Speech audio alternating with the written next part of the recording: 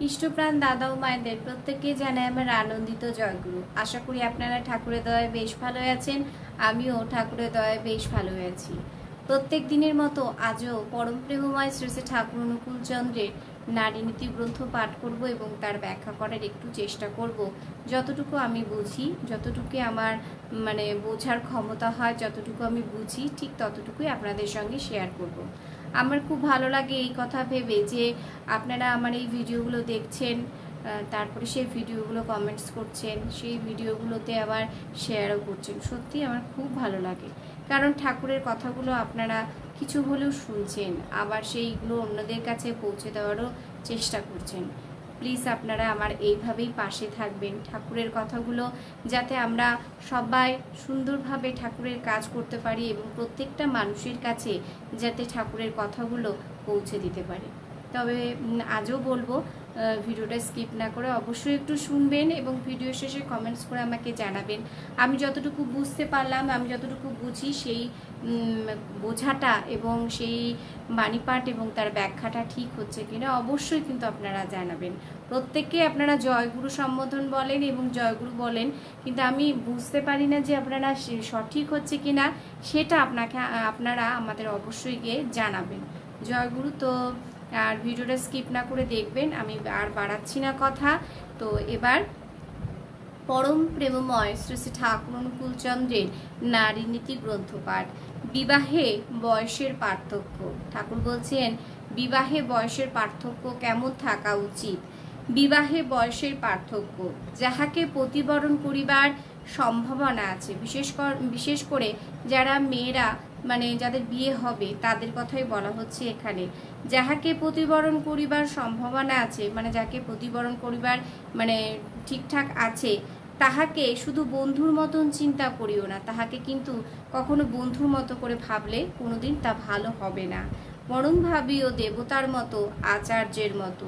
দেবতার মতো এবং আচার্যের মতো ভাবতে বলছেন ঠাকুর। কিন্তু এই যে দেবতার মতো বা আচার্যের মতো ভাবনাটা কখন আসবে? যদি বয়সের মধ্যে পার্থক্য থাকে তাহলেই কিন্তু আসবে। সমবয়সী যদি হয়ে যায় তাহলে কিন্তু বন্ধুর মতোই আসবে ভাবনা। কখনো কিন্তু তাকে শ্রদ্ধা, সম্মান বা দেবতা বা আচার্যের মতো জ্ঞান করা কখনোই আসবে না। তাই কিন্তু ঠাকুর বলেছেন বয়সের ডিফারেন্স, বয়সের পার্থক্যটা খুব প্রয়োজন। তাই ভাব ও বয়সের নৈকট্য, ভাব এবং বয়সের নৈকট্য যদি মানুষের বোধ ও গ্রহণ ক্ষমতাকে দূরত্ব ঘটাইয়া থাকে, ভাব এবং বয়সের নৈকট্য যদি সমান দূরত্ব থাকে, তাহলে কি হবে? সেখানে আচার্যের মতো, দেবতার মতো ভাবনাটা চলে আসতে পারে। তাই স্বামী স্ত্রীর বয়সের পার্থক্য স্বামী স্ত্রীর বয়সের পার্থক্য এমনতর হওয়া উচিত পুরুষে যে বয়সে প্রথম সন্তান হইতে পারে। প্রথম সন্তান যে বয়সে পুরুষের হওয়া উচিত বা হওয়ার সম্ভাবনা থাকে, ঠিক ততখানি হওয়া উচিত। বাণী সংখ্যা 82। এইভাবেই কিন্তু বয়সের পার্থক্যটা হওয়া উচিত। যদি তা না হয় তাহলে কিন্তু স্বামীকে কখনোই, মেয়েরা বা যারা স্ত্রী হবে তারা কিন্তু কখনোই স্বামীকে পতিকে বা স্বামীকে কখনোই দেবতার মতো, আচার্যের মতো জ্ঞান করতে পারবে না। ভাব এবং বয়সের নৈকট্য যদি ঠিকঠাক থাকে, যদি তার মধ্যে ভাবনা এবং বোধ যদি সমান থাকে, তাহলে কিন্তু সেই জিনিস সম্ভব। আর তা না হলে কিন্তু সেই জিনিস কখনোই সম্ভব না।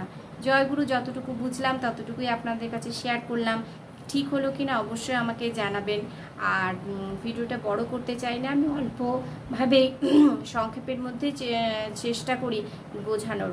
আপনারাও অনেকেই ভালো করেই বোঝেন, তবুও আমি যতটুকু পারি আপনাদের সামনে ঠাকুরের কথাগুলো তুলে ধরার চেষ্টা করি। তো সবাই ভালো থাকবেন, সুস্থ থাকবেন, ঠাকুরকে মাথায় নিয়ে চলবেন। ঠাকুর যা যা বলছে নিজের জীবনে ফুটিয়ে তোলার অবশ্যই চেষ্টা করবেন। আমিও করছি, আপনারাও করবেন। আজকের মতো ভিডিওটা এখানেই শেষ করলাম। পরবর্তী আরেকটা ভিডিও নিয়ে হাজির হব। ততক্ষণ আপনারা ভালো থাকবেন, সুস্থ থাকবেন, ঠাকুরকে মাথায় নিয়ে চলবেন। জয় গুরু।